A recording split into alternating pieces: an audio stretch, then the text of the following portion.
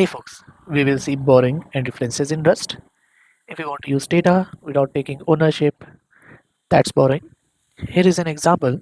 In order to create a reference for a string, we have to use a parameter called ampersand.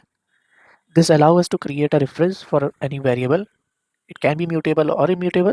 In this scenario, we have an immutable value and we have created a reference for that particular string and passed to a method println.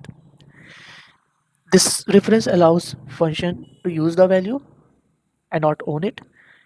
There's a catch though. This reference that we have got is read only, which essentially means if we see that hey, we have passed the value s to the print length method, we will be able to use it to print the value. If I run it, we'll see the output. Length of value is 5. But at the same time, if I try to go and manipulate this string, we'll get an error that s is a reference, so data can be referred.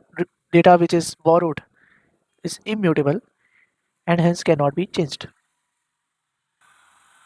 In order to make a parameter mutable, we know we have to write mute keyword while initializing a string.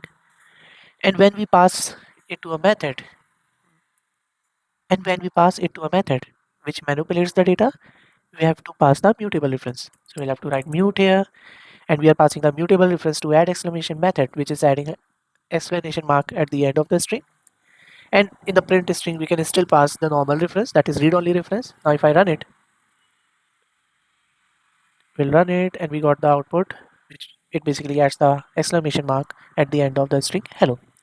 We use ampersand mute for mutable reference.